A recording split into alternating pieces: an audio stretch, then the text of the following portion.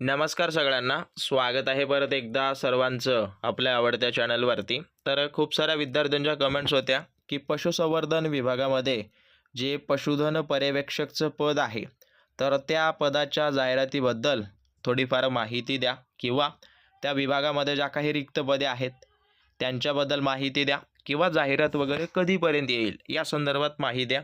तर अशा सर्व कमेंट्सला अनुसरून आजचा हा व्हिडिओ या ठिकाणी आपण पाहणार आहोत की या पशुसंवर्धन विभागामध्ये जी पशुधन पर्यवेक्षकची पदे आहेत ती नेमकं. नमस्कार सगळ्यांना. तर व्हिडिओच्या सुरुवातीला तुम्हाला जे आहे ते बॅचबद्दल माहिती मिळाली असेल. तर त्या बॅचमध्ये जॉईन केल्यानंतर तुम्हाला नेमकं काय काय मिळणार आहे किंवा ती बॅच वगैरे कशा पद्धतीने तुम्हाला जॉईन करायची आहे. तर ज्या वेळेला तुम्ही ॲप वगैरे डाउनलोड करता त्यामध्ये तुम्हाला शपथ नावाची ही बॅच वगैरे दिसेल. तर या बॅचमध्ये तुम्हाला जवळपास तांत्रिक आणि नॉन तांत्रिक अशा दोन्ही प्रकारचे MCQ तुम्हाला मिळतील. या तांत्रिकमध्ये तुम्हाला जोपर्यंत तुमची एक्झाम होत नाही किंवा जोपर्यंत तुमचं सिलेक्शन होत नाही तोपर्यंत त्याच्यामध्ये जे काही स्टडी मटेरियल आहे ते त्या ठिकाणी अपडेट होत राहणार आहे. ओके.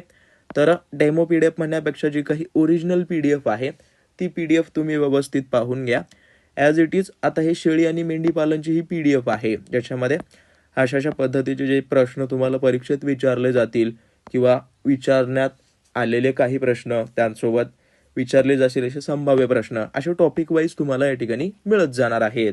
आणि या बॅचचा वापर तुम्ही छत्रपती संभाजीनगरमध्ये ज्यांनी पशुधन पर्यवेक्षकला अर्ज केला त्यानंतर मागे जी पशु आणि मत्स्य विद्यापीठ नागपूरची जी जाहिरात निघाली त्या सर्व पदांसाठी तुम्ही जर तयारी वगैरे करत असाल, प्रयोगशाळा परिचर असो, ड्रेसर असो किंवा पशुधन सहाय्यक, पर्यवेक्षक, प्रदर्शन सहाय्यक या सर्व पदांना ही एकच बॅच तुम्हाला या ठिकाणी उपयोगी पडणार आहे.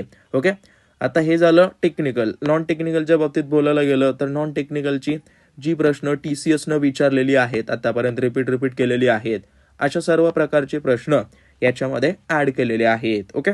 तर अशा पद्धतीचे तुम्हाला सर्व PDF यामध्ये मिळणार आहेत आणि जेवढं लवकरात लवकर होईल तेवढं लवकरात लवकर जॉईन करून घ्या. याची फी एवढीच आहे आणि ही तुम्हाला पोस्ट निघेपर्यंत एकदा जॉईन केलात तर त्या ठिकाणी तुम्हाला पोस्ट निघेपर्यंत याच्यामध्ये स्टडी मटेरियल तर अपडेट होतच राहणार आहे, पण ही जी काही बॅच असेल ती तुम्हाला एक चांगला रिझल्ट देणारी ठरणार आहे.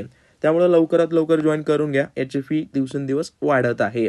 बाकी व्हिडिओ कंटिन्यू करा. धन्यवाद. किती रिक्त आहेत आणि येणारी जाहिरात कधीपर्यंत येईल तर सगळ्यांना याची कल्पना असेल. ओके. की पशुसंवर्धन विभागाचं एक परिपत्रक सर्वत्र फिरत आहे. तर हे परिपत्रक नेमकं काय आहे तर महाराष्ट्र शासनानं रिसेंटली 70,000 पदांची पदभरतीची घोषणा वगैरे केलेली आहे आणि त्याला अनुसरून सर्व विभागांना त्यांच्या सद्यस्थितीत असलेली रिक्त पदे, भरलेली पदे, त्यानंतर भरावयाची पदे या सर्व गोष्टीचा आराखडा ते प्रोव्हाइड करायला सांगत आहेत.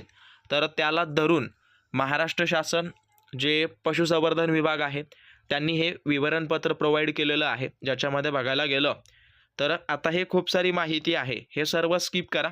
सगळ्यात पहिलं डाऊट असं आहे की ही सर्व पदे भरण्यात येणार आहेत. तर लक्षात ठेवा, ही पदे भरण्यात येणार नाहीत. ही सर्व पदे प्रमोशन टाईपची आहेत. जे ऑलरेडी सेवेमध्ये आहेत त्यांनी एक चांगली कामगिरी वगैरे केली असेल तर त्यांना त्यांच्या संवर्गामधून प्रमोशन वगैरे दिलं जाणार आहे. त्याच्यामुळं ही पदे भरली जाणार नाहीत. फक्त सरळ सेवेमध्ये जर बोलायला गेलं तर सरळ सेवेच्या बाबतीत ही आहेत गट अ, ब, क आणि शेवटी ड ची. ओके. तर आता याच्यामध्ये सरळ टॉपिकला बोलायला गेलं तर पशुधन पर्यवेक्षक. ओके.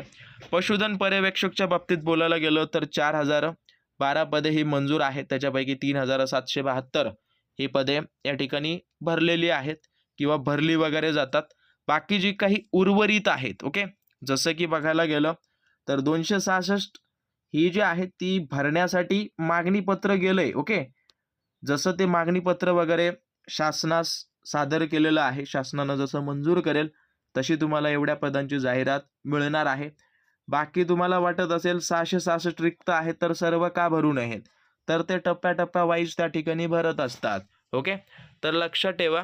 आता बाकी फक्त हे जे आहेत ते याच संवर्गाची जाहिरात तुम्हाला दिसेल आता याच्यापैकी TCS अथवा IBPS या 2च कंपन्यांमार्फत तुमची एक्झाम घेतली जाईल आणि त्यालाच धरून ऑलरेडी या बॅच वगैरे स्टार्ट झाली आहे. बॅचची माहिती तुम्हाला व्हिडिओमध्ये मिळाली असेल, तर लवकरात लवकर जॉईन करून घ्या आणि परीक्षेची जाहिरात वगैरे येण्याच्या पूर्वी आत्तापासून तयारी वगैरे करायला पहा. ओके, तर बाकी ही एवढीच अपडेट आहे. याच्यामध्ये तेवढं काही सांगायची आवश्यकता नाही आहे. सरळ सरळ बघायला गेलं तर 266 रिक्त पदे आहेत, पण खूप जणांना हे परिपूर्ण आराखडा माहीत नव्हतं. त्याच्यामुळे हे सगळं डिस्क्राईब करून तुम्हाला प्रोव्हाइड केलेलं आहे. बाकी तुम्हाला भेटेन अशाच माहितीसोबत. तुमच्या मित्रमैत्रिणीसोबत अवश्य हा व्हिडिओ जास्तीत जास्त शेअर करून द्या, जेणेकरून त्यांना सुद्धा याची माहिती मिळाली पाहिजे. धन्यवाद.